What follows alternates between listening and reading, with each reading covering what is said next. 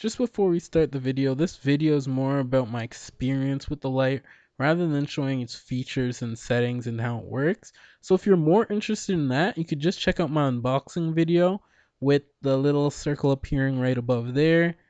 And if you really want to see how this light perform long term and my experience with it, then you're here for the right video. So this is the Asta 20. This is a light I have been using for a year on my nano reef, and I have been using it quite successfully, and it's about time I do a long-term review on this light. This light has treated me fairly well, hasn't failed on me other than when I initially bought it, but since then those problems were resolved with customer service, and since then there's been nothing wrong with the light. Now there is one thing I would like to point out that I'd say is kind of a flaw of the design, and that is what happens when you run the light at full power for a long time.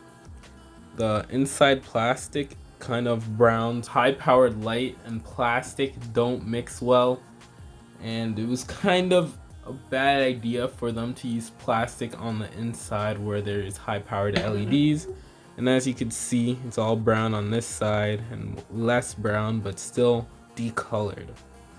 The reason is they have a UV light on this side, which is high energy, that causes plastic to wear out, and they should have used either a metal inside coating to reflect it instead of a white plastic, which causes it to brown out. However, all the LEDs in this fixture still work and there's nothing wrong with it, and I could even show you.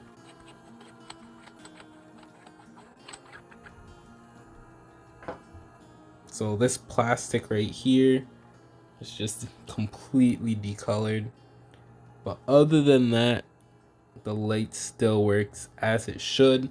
The acrylic cover that comes with hasn't faded or come cloudy, so that is really good, and the light still works. So I have no complaints about this light to use long term. The Asta utility has been doing a fair job of keeping my tank lit.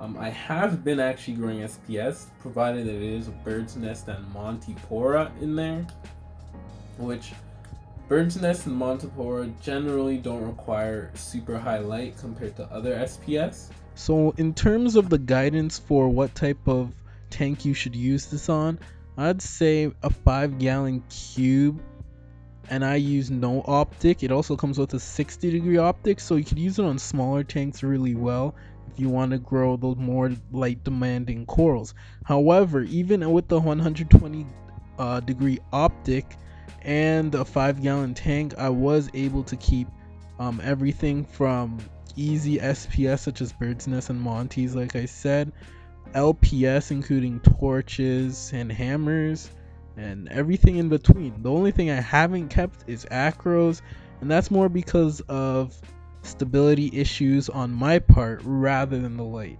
So in terms of light, to me, it's worked very well. Turn up. Let's go.